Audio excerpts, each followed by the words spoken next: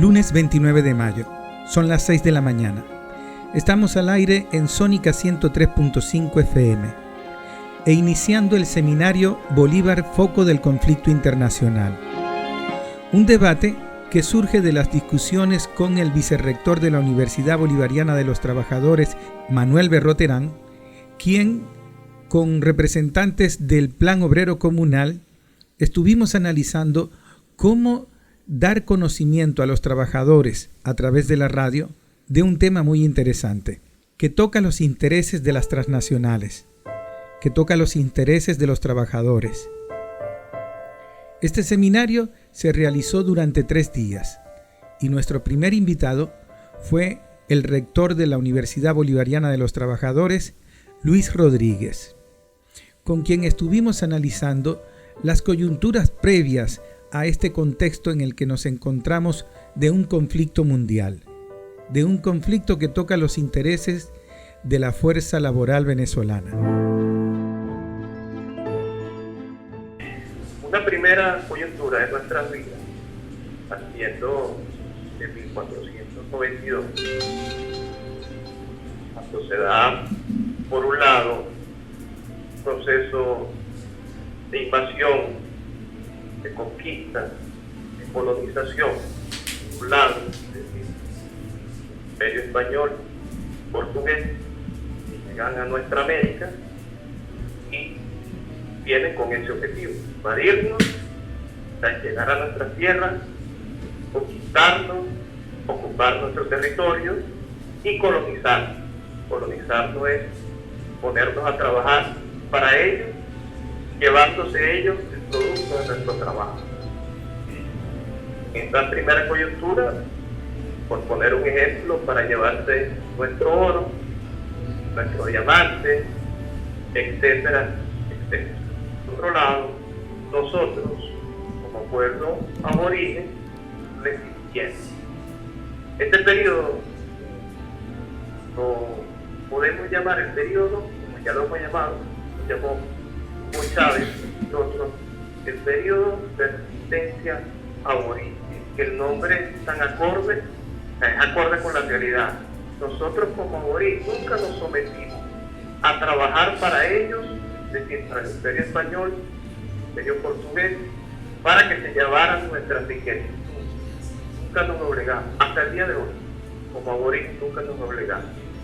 Ellos tuvieron que traer esclavos de otros países, de otros continentes, específicamente del África, hermanos nuestros, que bueno, por alguna razón fundamentalmente ideológica, se sometieron a trabajar para ellos. Entonces, bueno, esta es la primera coyuntura, estos 530 años de nuestras vidas que se cumplen de años. Bueno, ya vamos para 530. Una segunda coyuntura, donde por un lado, un imperio español se apropia, ya una vez colonizado, trabajamos para ellos, ya estamos colonizados, ya trabajamos para ellos.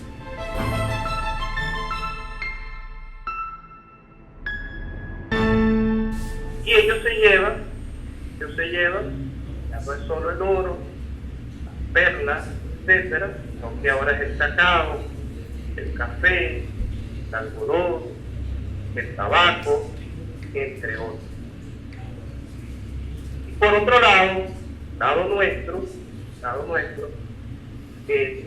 nosotros luchando por la independencia, ya no es resistencia, sino ya estamos en principio de avanzada, luchando por nuestra independencia comercial, para que el cacao, etcétera, que producíamos nosotros, no lo comercializara el Imperio Español, lo que no comercializara nuestra oligarquía. Los mantuanos, llamados entonces mantuanos. Esta segunda coyuntura, ya lo mencioné, la podemos definir como el logro de nuestra independencia comercial del Imperio Español. Un avance, pero hasta ahí. Nos independizamos comercialmente del Imperio Español, es decir, ya era nuestra oligarquía la que podía comercializar lo que nosotros como pueblo producíamos, comercial al exterior, pero igual se seguían llevando nuestras riquezas naturales los imperios de turno. Y una tercera coyuntura, donde, aunque como ya decía, habíamos conseguido, esta tercera coyuntura nos encuentra desde el punto de vista comercial independiente, pero como ya decía, colonizados aún, y una tercera coyuntura donde, por un lado, ya está el sistema capitalista instalado a nivel mundial, y específicamente llega a finales del siglo XIX, del siglo XX, a su etapa superior, que es ya el capitalismo, donde acaba la libre competencia y comienzan los monopolios. Ya no existe la llamada libre competencia, sino que hay una monopolización por un pequeño grupo, específicamente de banqueros, de los principales medios de producción, es decir, de las principales fuentes de energía y tecnología asociada. Esta tercera coyuntura, quien domina es el capital financiero, que ya es el nivel, como dije anteriormente, el nivel superior de desarrollo del capitalismo, llamado por Lenin, esta etapa superior del capitalismo, el imperialismo. La función del capital bancario o el capital industrial, y que es el dominio del capital financiero. Por una parte de la coyuntura tenemos ahora a un sistema mundial. Es importante tenerlo claro. El imperialismo, esta tercera coyuntura la estamos viviendo. El imperialismo actual está en crisis. Hay que tenerlo claro. ¿Cómo se llama? El imperialismo actual no es un país, es un sistema mundial. Tendemos mucho al error de hablar del imperialismo estadounidense. No, Estados Unidos no es el imperialismo. Anteriormente,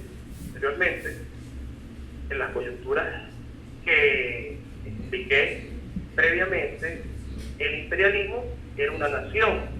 Por ejemplo, el Imperio Romano fue tomando territorios, pero no logró tomar todos los territorios a nivel mundial. Y así el Imperio Español, el inglés, etcétera, etcétera. Con la llegada del capitalismo, y el capitalismo llegando a su fase superior, se crea un sistema mundial, un sistema de colonización mundial, de hegemonía mundial. Entonces, cuando hablamos del imperialismo, hoy en día, es un sistema de dominación mundial, no es un país que domina a los otros. Como pueblo, como clase obrera, frente del pueblo, y como parte del frente del pueblo, luchando por consolidar nuestra independencia, no solo comercial, sino de apropiarse de nosotros, transformar nuestras materias primas, nuestras riquezas naturales, aquí mismo en nuestro país. Que no se lleve, en este caso, nuestro petróleo, ya entrando en la coyuntura actual, sino que lo transformemos aquí en el país, que se convierta en tecnología, que se convierta en insumos, que se convierta en bienes y servicios para satisfacer la necesidad de todos. Esta coyuntura, que es la que estamos viviendo, la pudiésemos definir. Es importante resaltar que esta coyuntura ¿cómo decirlo? Podemos definamos como hito la llegada de Hugo Chávez, como hito histórico de esta tercera coyuntura. Con la llegada de Hugo Chávez comienza este proceso de definir ya nuestra liberación nacional de que lo que producimos aquí, lo que extraemos de nuestras tierras, lo transformemos aquí y se convierta en desarrollo, en beneficio para todos. Y de revolución social. Esta tercera coyuntura es la definición, la concreción, la consolidación de nuestra liberación nacional y de la revolución social. Cuando hablamos de la revolución social, estamos hablando de un cambio en la clase social que dirige. Hasta ahora nosotros hemos sido dirigidos por la burguesía financiera internacional, quien opera en nuestro país a través de la burguesía local, que es netamente comercial. Eso también es importante tenerlo en cuenta. Entonces, es el cambio de este sujeto social por el pueblo. O sea, que deje de dirigir la burguesía financiera internacional y quien dirija seamos nosotros como pueblo. Y dentro del pueblo, la vanguardia, la clase obrera. La clase obrera, nosotros como clase obrera, por una razón muy sencilla, somos los que tenemos en nuestras manos los medios de producción, es decir, somos los que trabajamos en Sidón, donde se produce el acero, ¿cómo se llama? En Alcázar, donde se produce aluminio, se transforma, en todas estas empresas, Bauxitú, donde está la bauxita, etcétera, etcétera, todas las empresas de las diferentes cadenas productivas. Entonces, nos toca a nosotros como clase obrera ponernos al frente de esta tercera coyuntura que es decisiva para lograr nuestra liberación nacional y concretar la revolución social. Las dos van de la mano. No se puede lograr la liberación nacional sin que se dé la revolución social. Es decir, sin que seamos nosotros como clase obrera quienes dignamos los destinos de nuestra nación. Sí, un sistema de dominación mundial, que vuelvo y repito, como dije anteriormente, está en crisis. Un sistema de dominación mundial que acuñó el compañero Lenin como imperialismo, fase superior del capitalismo, y que se resume que es un sistema dirigido por el capital financiero. Explico las bases de ese sistema para que nos ubiquemos a nivel mundial. Nosotros como nación venezolana, la República Bolivariana de Venezuela. Este sistema de dominación mundial se basa en el control de las principales fuentes de energía a nivel mundial, llámese petróleo, gas, acero, entre otras, las que mencioné, podemos decir que es la base de las fuentes de energía mundial para todo el desarrollo tecnológico, de producción. Entonces, se basa en el control de esas fuentes de energía. Ese control lo tiene la burguesía financiera mundial a través de las empresas transnacionales que tienen el monopolio de las diferentes cadenas productivas. En el caso de los hidrocarburos, petróleo, gas, son las principales fuentes de energía, el 85% más o menos de energía que se utiliza en el planeta es petróleo, gas y carbón. En el caso de estas fuentes de energía, estaríamos hablando de las empresas transnacionales ExxonMobil, Chevron, Texaco, ConocoPhillips, Shell, la BP, entre otras. Estas son las principales empresas que han monopolizado los hidrocarburos. En el caso de la electricidad, la Siemens, la General Electric, entre otros. En el caso del acero, la ArcelorMittal, Jindal Power Steel Limited, una transnacional que da al acero, entre otros. Estas empresas transnacionales están conectadas todas a nivel mundial. ¿A través de qué están conectadas? A través del sistema financiero. Es decir, el sistema financiero quien las articula y quien las divide. El sistema financiero mundial, cuyo objetivo es el control de las principales fuentes de energía, que ya lo he mencionado, tiene su base, la base en su esencia, está el control de los bancos centrales a nivel mundial. Específicamente, donde tiene su centro de acción, su epicentro, en el control del sistema de reserva federal, que el sistema de reserva federal es el Banco Central de los Estados Unidos, que no es de los Estados Unidos, no, que es de propiedad privada.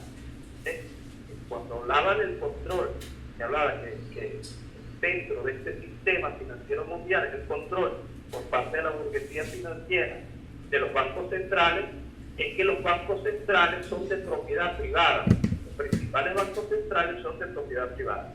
Comenzando por el principal de todos, que es el Banco Central de los Estados Unidos, que se llama Sistema de Reserva Federal. Y específicamente dentro del Sistema de Reserva Federal está en Nueva York, que es donde tienen el Sistema de Reserva Federal, está compuesto por 12 bancos. De estos 12 bancos, uno queda en Nueva York. Este se llama Banco de la Reserva Federal de Nueva York. Y este banco es el que dirige, es el externo de este sistema, el que dirige todo el proceso. Entonces tendríamos un centro financiero en Nueva York, no solo por el Banco de la Reserva Federal de Nueva York. Claro, porque es el centro, no lo había explicado, discúlpenme esa, porque es el sistema de Reserva Federal, son los bancos de la Reserva Federal a nivel mundial. Entonces yo establezco un centro. Este sistema financiero tiene su centro en Nueva York, con el Banco Central de la Reserva Federal de Nueva York, y establezco para el intercambio, mejor dicho, para la comercialización de las materias primas, los insumos, las tecnologías y de las empresas en sí, las bolsas de valores, un sistema de bolsas de valores, cuyo centro también lo coloco en Nueva York, con la bolsa de Nueva York. Entonces tengo en Nueva York la bolsa de Nueva York y el Banco de la Reserva Federal de Nueva York. Establezco mi centro del sistema financiero. A su vez, establezco unos órganos. Imagínense Nueva York como el corazón, donde tengo las dos cosas que mencioné.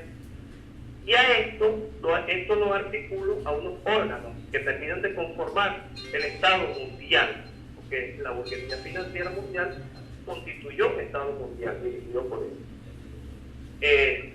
Un órgano de control económico, por supuesto, atado al centro que está en Nueva York, lo que ya mencioné, que tiene como principales órganos el Fondo Monetario Internacional y el Banco Mundial y los bancos centrales del resto de los países. Un órgano de control político, que es la ONU, y un órgano de control militar, que es la OTAN, Organización del Tratado del Atlántico Norte. Como dije, un órgano de control militar.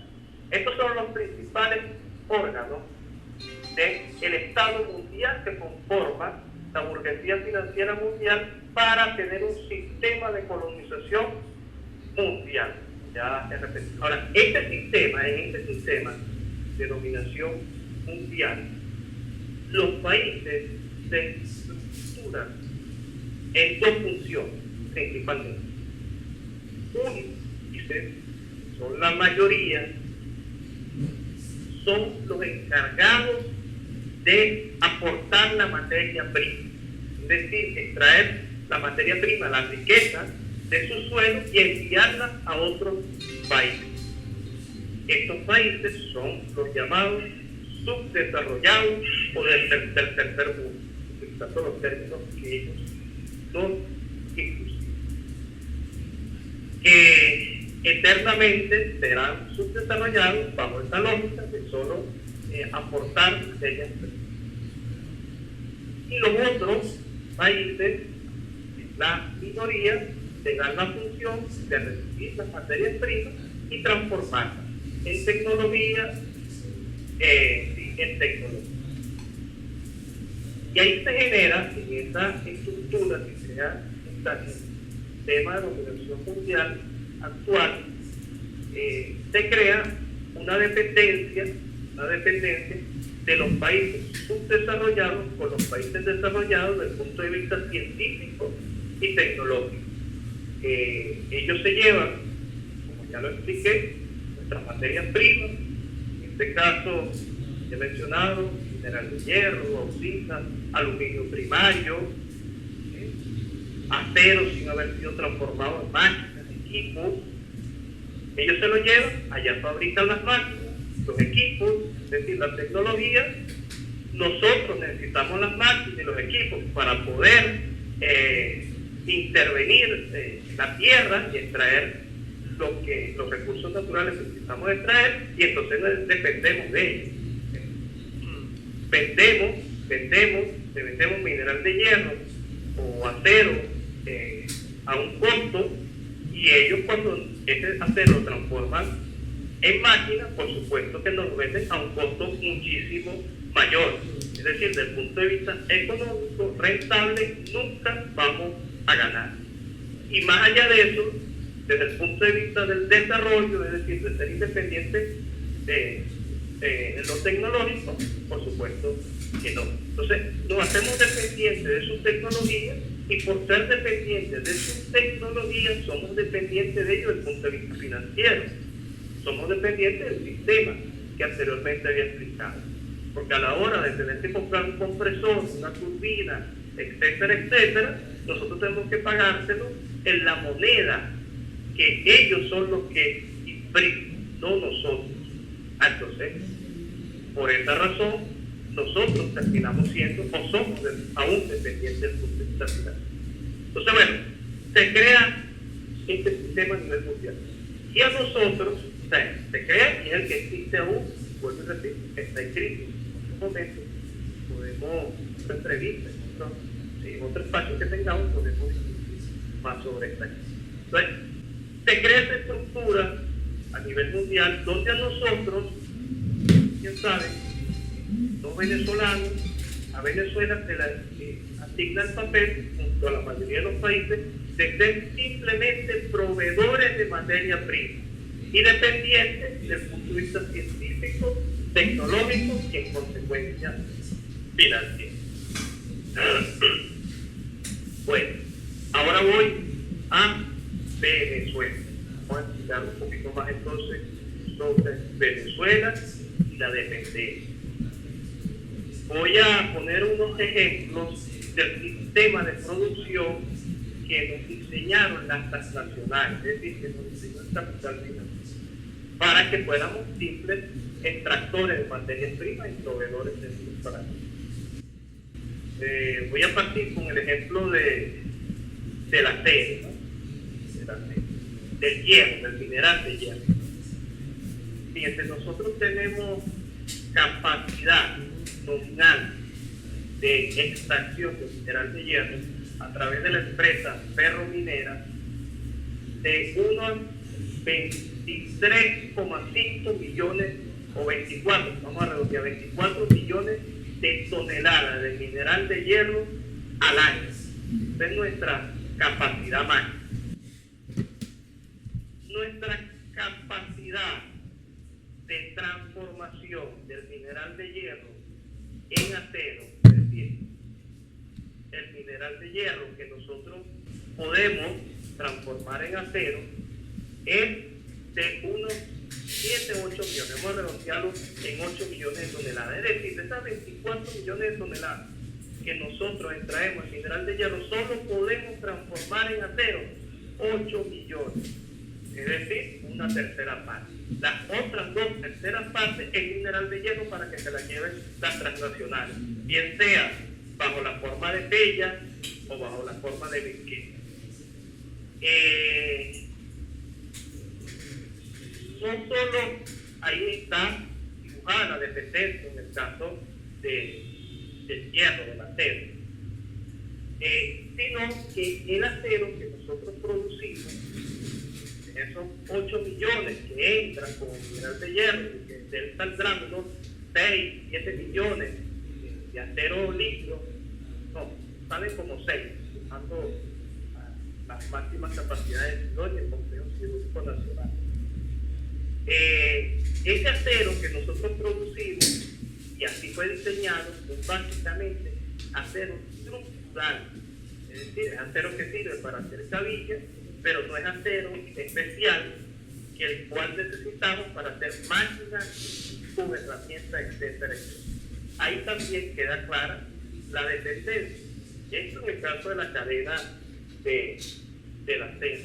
Si nos vamos a la cadena del hierro acero, si nos vamos a la cadena del aluminio, igual, de las 800.000 toneladas, si mal no recuerdo, de bauxita, con capacidad nominal que podemos extraer al año, tan solo podemos llevar más allá de fabricar rines, que es una de las cosas que fabricamos, otras cosas, tan solo podemos llevar allá de aluminio primario, es decir, transformar la bauxita en bienes de tecnología, etcétera, tan solo entre un 10 y un 15%. A nivel primario, nuestra alumna o nuestro aluminio a nivel primario, se lo llevan países como Japón, como Alemania, etcétera, etcétera, que no tienen bauxita. Fíjense, que no tienen bauxita, pero sí fabrican las máquinas, los equipos, etcétera, etcétera, con esa bauxita, con ese aluminio primario que se llevan aquí y no hacen dependientes de ellos. Si nos vamos a los hidrocarburos, es lo mismo. Si nos vamos al sistema eléctrico nacional, es lo mismo. Un ejemplo rápido de los hidrocarburos. Fíjense, nosotros tenemos capacidad, hemos llegado a producir 3,5 millones de barriles diarios. Nuestra capacidad de refinación de ese petróleo que producimos, máxima 1.300.000 barriles de petróleo que podemos refinar. Lo demás es para que se lo lleven las transnacionales, es decir, casi más o menos también la tercera parte, un poquito más. En el caso del sistema eléctrico nacional, igual, si ustedes ven el desarrollo del sistema eléctrico nacional, lo que está desarrollado básicamente, donde está la columna del sistema eléctrico nacional, tanto desde el punto de vista de la generación eléctrica como de la línea de transmisión, es en el eje norte costero. Claro, es asegurar la energía eléctrica, por un lado, a Bolívar, para que se lleve nuestro aluminio primario, para que se lleve nuestro mineral de hierro, de versiones, para que inclusive se lleven nuestro acero, como la unidad de Chin. Recuérdense que Chávez nacionaliza Sidón, por eso mismo que estamos hablando, y específicamente porque no querían que la cabilla que se produjera en Sidón, no querían, no, era su lógica, pues, en vez de estar aquí en Venezuela, y era llevársela al exterior, Bueno, entonces fíjense, el sistema eléctrico nacional, toda líneas de transmisión, plantas de generación, están ubicadas fundamentalmente en el eje norte costero, y en el caso de Guayana, que era lo que venía explicando, se centra el 60% de la generación eléctrica para asegurar eso que mencioné anteriormente. Y para el eje norte costero, porque recuerden que toda nuestra refinería, toda nuestra petroquímica, todo está ubicado en la costa, por la misma razón que ya se han repetido varias veces. Es un sistema de producción que nos diseñaron para llevarse nuestras materias primas. Pues entonces, esa es la realidad que aún tenemos hoy, en esta tercera coyuntura que estamos viviendo. ¿Qué nos toca a nosotros? para en esta tercera coyuntura completar la misión, la lucha, el legado de estos 531 años que vivimos este año de nuestras vidas, que nos toca a nosotros trascender el sistema de producción que ellos diseñaron, que tienen como objetivo de ellos llevarse nuestras materias, trascenderlo y construir. O sea, trascenderlo significa construir nuestro sistema nacional de producción, el nuestro, para que las recursos naturales que tenemos aquí, que son nuestros, los transformemos aquí nosotros. Y eso es la única vía para que dejemos de ser un país subdesarrollado y seamos un país desarrollado. Por eso Chávez, recuerdan del billoncito, del billardito que él le pedía al Banco Central, y que él decía cómo el Banco Central va a ser autónomo. No, la autonomía de los bancos centrales es la autonomía, es dependencia del sistema financiero mundial. Y eso Chávez luchó contra él. No voy a decir que lo terminó, porque todavía eso lo tenemos ahí. Entonces, claro, articular un sistema financiero, o sea, cuando hablamos del Sistema Nacional de Producción, estamos hablando de tener las empresas que extraen la materia prima, que la transforman, que la intercambian, ya tienen servicios, y esto es vinculado a un sistema financiero nacional, centralizado por supuesto en el Banco Central de Venezuela, y a su vez un conjunto de bancos como el Banco de Venezuela, que se nacionalizaron, ganaron otros bancos de propiedad estatal, todo esto en ese sentido, construir nuestro sistema nacional de producción, justo para este nombre completo, Sistema Nacional de Producción, justo intercambio complementario nacional y comercialización internacional. Otro encuentro podemos profundizar más sobre eso, ya lo que les doy en un resumen. Ahora, ese avance dado por el comandante Chávez no podía, el imperialismo no se iba a quedar quieto. El financiero mundial iba a dejar que simplemente nosotros nos independizáramos y listo, ¿no? Tenemos la principal reserva de petróleo mundial, comenzando por ahí. Usted no puede permitir eso. Ellos necesitan esta fuente de energía, porque sin esta fuente de energía ellos no pueden construir, no es sustentable el sistema que tiene de dominación mundial. Se basa en la fuente de energía, como lo mencionaba anteriormente. Entonces el imperialismo lanzó una ofensiva. Podemos decir que esta ofensiva parte desde el mismo momento que derrotamos el sabotaje petrolero. La ofensiva del imperialismo. ¿La ofensiva en qué sentido? En llevar al colapso a nuestras principales sistemas o cadenas productivas, es decir, la de los hidrocarburos, llevar al colapso a todo el proceso de extracción del petróleo, refinación del petróleo, transformación entonces de este combustible, es decir, gasolina, gasoil, etcétera, llevar este sistema al colapso, pero no solo en el área de hidrocarburos, igual en el sistema eléctrico nacional, es igual en el sistema de hierro acero, la cadena de hierro acero. Siempre hago mención a estas tres porque son la base del sistema mundial y nacional de producción. Así lo definió el sistema imperialista mundial. Fíjense, entonces, se trataron como un plan llevar esto al colapso, la producción de combustible, y la llevaron en el año 2020 la producción de gasolina llegó a cero, pero en 2020 la producción de gasolina era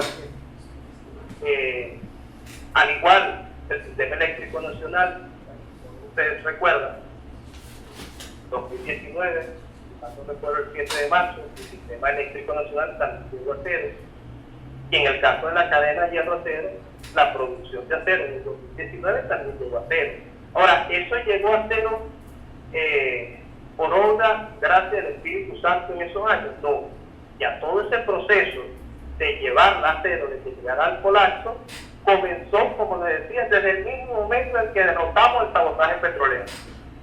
Esto, como otros temas que he tocado anteriormente, después lo podemos profundizar en otro espacio, más detalle. Fíjense, lo que quiero resaltar es que este plan tenía como primer paso colapsar nuestro sistema, o llevar al borde del colapso, vamos a llamarlo, al borde del colapso a nuestras principales cadenas productivas, para luego que estuviesen al borde del colapso, bloquear comercialmente, financieramente. Ahora, quiero resaltar que no es el bloqueo lo que lleva al colapso. El bloqueo es la guinda del pastel. Lo que lleva al colapso es todo lo que ellos hicieron a través de nosotros, operando consciente e inconscientemente para ellos. Cuando me refiero a través de nosotros, estoy hablando en general de todos, pues, los que están en altos cargos de gobierno, y también nosotros, en parte como clase obrera, por incomprensión de lo que estaba pasando. Y, por supuesto, la oposición, ¿cómo llamarla? La evidente, también haciendo lo suyo. Entonces, nos llevaron al borde del colapso y la guinda del pastel fue el bloqueo. Ahora, el problema no es el bloqueo, eso también quiero recalcar. Si el problema fuera el bloqueo, entonces tendríamos que conversar un poco con la Rusia, que pasó de ser un país feudal a ser la Unión Soviética, que es la base de la ONU hoy, es decir, un país con el nivel de desarrollo científico y tecnológico que tiene, fue bloqueado, porque la Unión Soviética fue bloqueada, Corea del Norte, Vietnam, China, todos esos países fueron bloqueados. ¿Y qué hicieron? Al bloquearlo, bueno, terminaron de concluir la tarea. Y nosotros nos vamos a independizar, es lógico que el imperialismo nos bloquee. Ahora, nosotros le vamos a estar pidiendo a ellos que nos desbloqueen. No, mi consideración no, que se queden con el bloqueo. Nosotros lo que estoy viendo es que, bueno, bajo estas circunstancias que nos obligan a desarrollarnos científicamente, científico y tecnológico, hacer lo que hizo Corea del Norte, hacer lo que hizo China, hacer lo que hizo la Unión Soviética, desarrollar, no estar pidiéndole a ellos que nos quiten el bloqueo. Ellos están haciendo lo que les corresponde. Hagamos nosotros un ejemplo de lo que nos corresponde. Con una reunión, bueno, yo no estuve ahí en esta reunión, estuvo Manolo, con un coche por ahí, Manolo y Jesús estuvieron en esta reunión con el embajador de Corea del Norte. Mira, el embajador de Corea del Norte nos contaba, a través de Manolo y Jesús, nos contó que luego del 53, recuerden que entre el 50 y el 53 fue la guerra entre las dos Coreas, Corea del Norte y Corea del Sur. Luego del 53, que queda devastada Corea del Norte, y un país que para aquel momento era prácticamente feudal.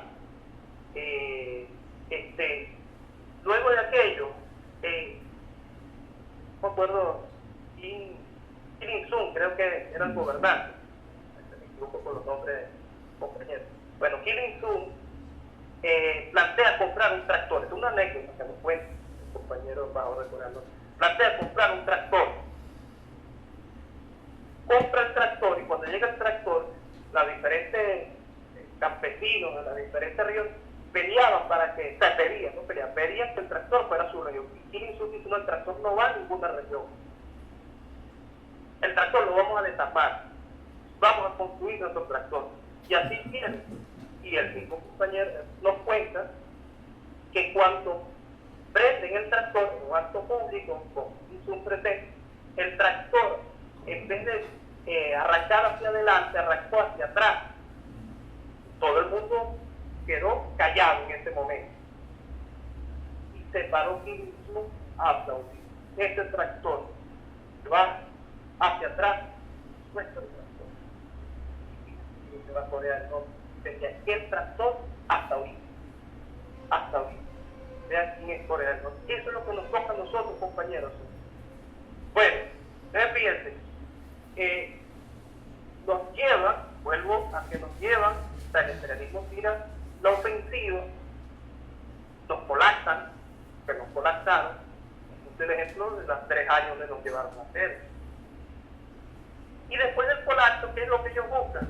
Privatizar, volverles a entregar nuestras empresas el control de nuestras materias primas, las transnacionales. En ese proceso, en esta lucha también, es que estamos ahorita. Por un lado, el imperialismo, con su estrategia, de volver a tomar el control de nuestras materias primas, Chevron avanzando, ¿verdad?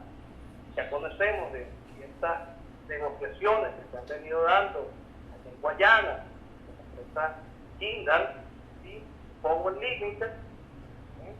Eso por un lado, y hay otros ejemplos a nivel nacional,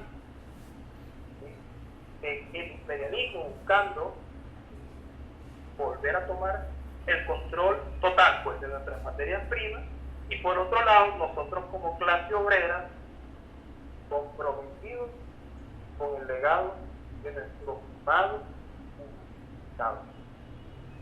Fíjense, Hugo nacionalizó Sidón, nos puso Sidón en nuestras manos. Ahora aquí aterrizo en Sidón.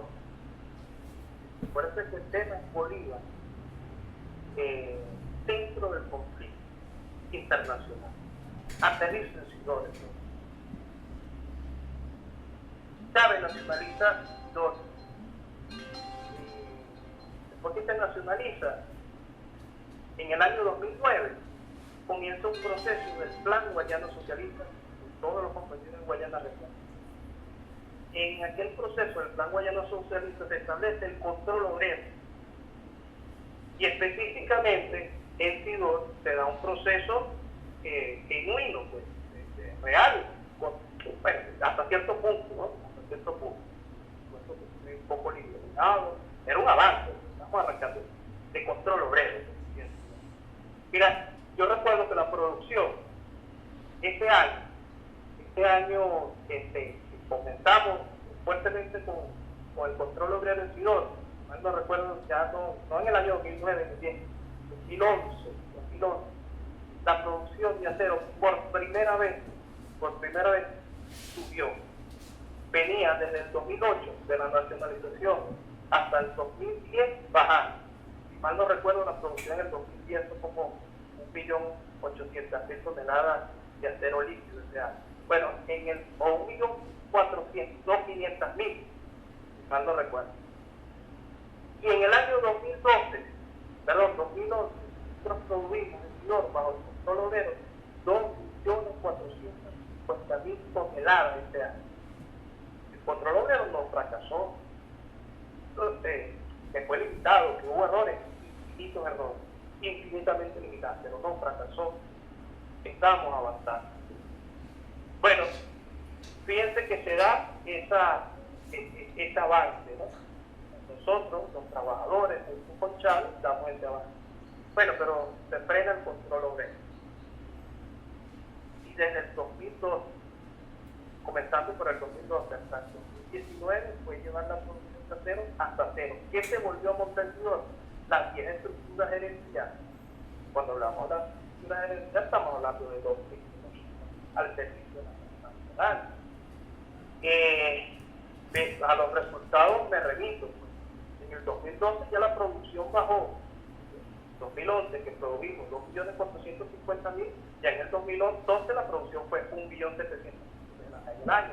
Y así fue bajando progresivamente, año tras año, hasta llegar al año 2019 a cero producción de acero. Cero producción de acero. Esto bajo la vieja estructura gerencial de concepción capitalista. En el 2020,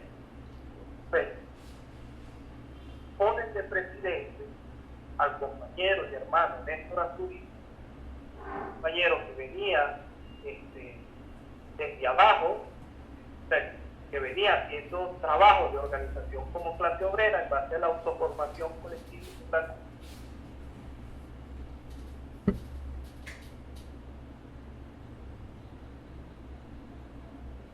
Entonces, trabajo se venía elaborando diagnósticos, planes para el desarrollo de la cadena de hierro y estableciendo como estrategia la autoformación colectiva integral, continua y permanente como base de la gestión colectiva, como se llamó en SIDOR, es decir, de la gestión directa y democrática de la dirección del proceso social de trabajo. Entonces, con la llegada de Néstor Astudillo se establece esta estrategia de autoformación, o sea, se profundiza, mejor dicho, se venía, pero básicamente lo que se establece es la gestión directa como clase obrera, es decir, lo que los compañeros de SIDOR conocemos como gestión colectiva. Esta gestión colectiva pero es sencillo, la participación consciente de todos los trabajadores de SIDOR, es decir, de la clase obrera de SIDOR, en la gestión de SIDOR. Cuando hablamos de la gestión, estamos hablando de hacer el diagnóstico entre todos de manera consciente, la planificación, que esto es fundamental, la planificación entre todos, cuánto se va a producir, lo que se produzca, cómo se va a distribuir, todo eso, toda la planificación. Bueno, esta es la base del sistema de gestión colectiva, la participación consciente en todo el proceso de gestión. Diagnóstico, planificación, control y seguimiento, todo el sistema de gestión.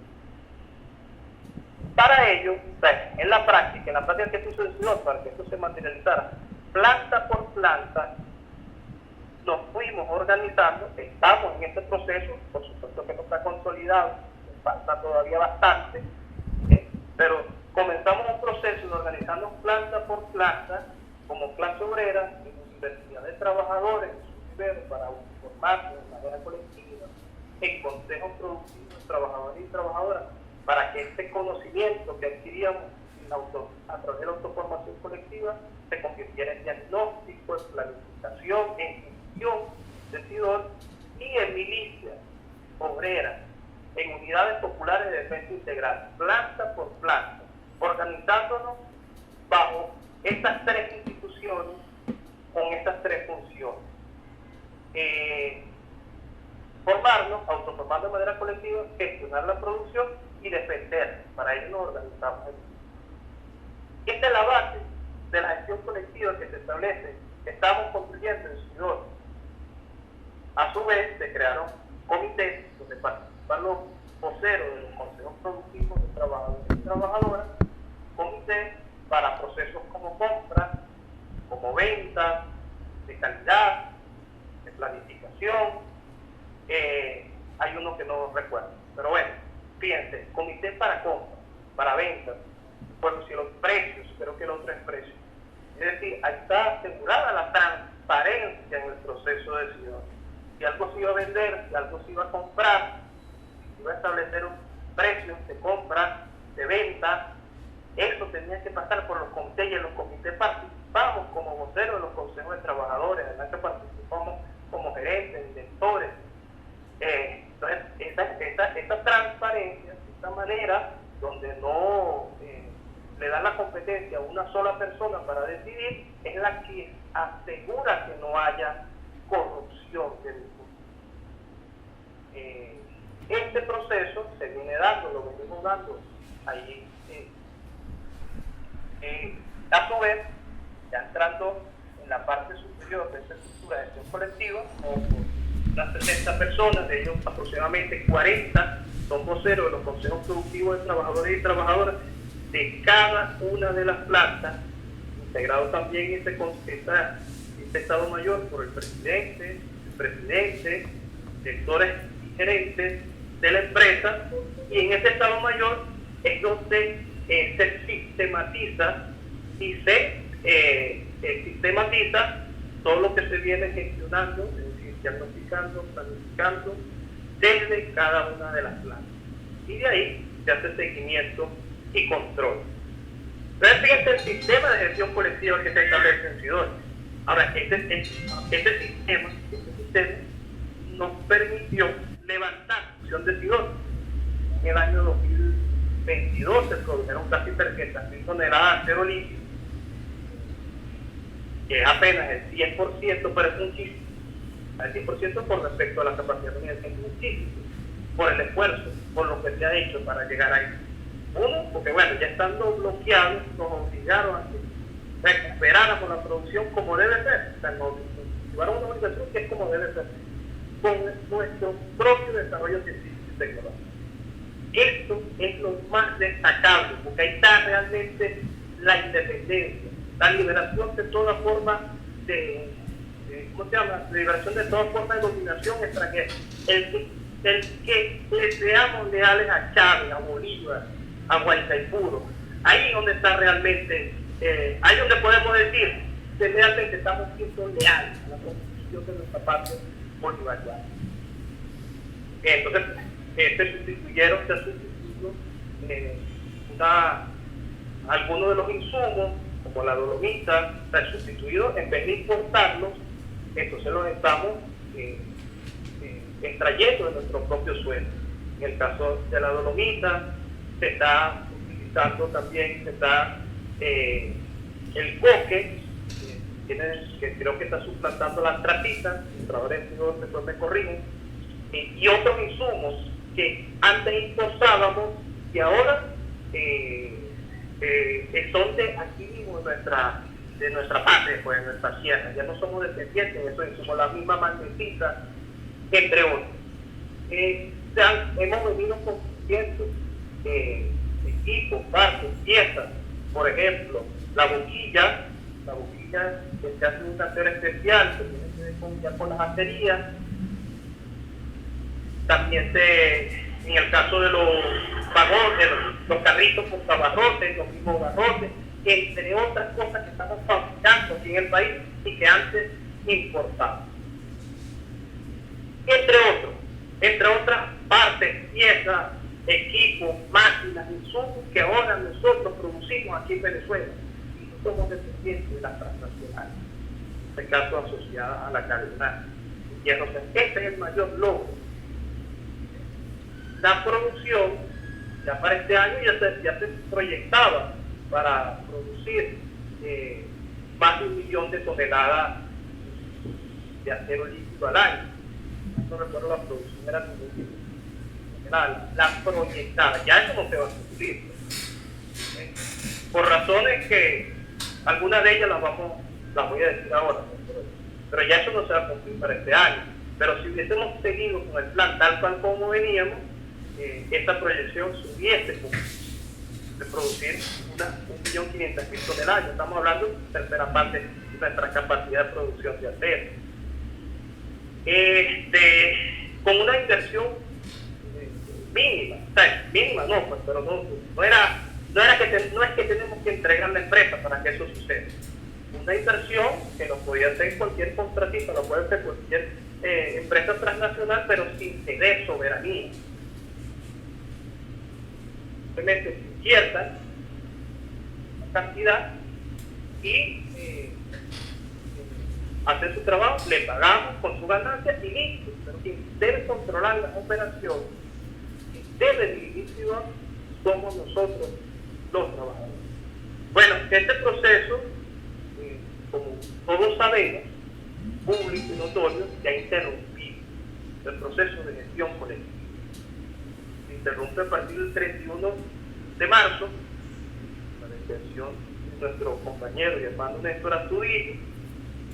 Y bueno, a partir de ahí, creo que todos saben que la producción de CO2 volvió a llegar a cero. Lo que es enero, febrero, marzo, abril y mayo, la producción de acero líquido ha sido cero. Se frena el sistema de gestión colectiva, lo frenan, que nosotros lo frenamos, frenan el sistema de gestión colectiva. Pues pareciera con la intención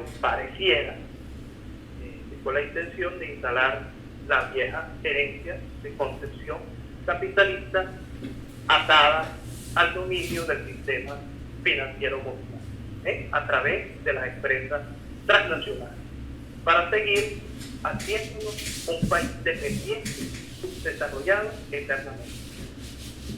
Eso del lado de ellos.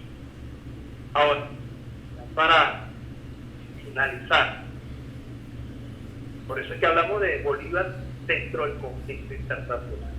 No es cualquier cosa en la que nos estamos jugando. Tomando como ejemplo Sidor, que solo en Sidor se ha hecho, pues tal vez Sidor ha sido lo más avanzado a nivel nacional de gestión colectiva como clase obrera, de ejercicio del poder como clase obrera, de constitución en Estado de nosotros como clase obrera, como pueblo. Ese proceso de gestión directa y democrática de la dirección del proceso social de trabajo en Sidor, ¿qué nos toca a nosotros? ¿Qué nos toca a nosotros? Darle continuidad al sistema de gestión colectiva. A los trabajadores de Sidor, darle continuidad a lo que venimos haciendo en Sidor. Fíjense, y como dijo Arteaga, lo que decía Chávez, no tenemos nada de nadie, no de nosotros mismos, compañeros, compañeras. El ejercicio del poder está en nuestras manos.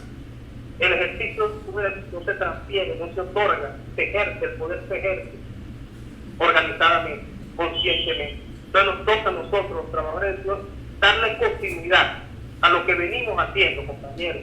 Son 530 años de lucha. Es un legado de hombres como Guaicaipuro, como Bolívar, como nuestro amado Hugo Chávez, que estuvo con nosotros en vida. Tenemos que cumplirle, compañeros. Es ahí la razón de nuestras vidas. En el caso nacional, seguir el ejemplo. Ese ejemplo que hoy, desde Guayana, al igual que Angostura, en 1817, que se está dando, que estamos dando. Sigamos el ejemplo del Señor todos, toda la clase obrera. Sigamos el ejemplo. Organicemos como uno solo a nivel nacional. Desde cada taller, desde cada muelle, desde cada área de trabajo, autoformémonos de manera colectiva. Gestionemos como uno solo siendo una sola empresa, una sola cadena productiva, un solo sistema nacional de producción, una sola clase obrera. Bueno, hermano, gracias por la atención. Solo nos toca vencer, compañeros, vencer.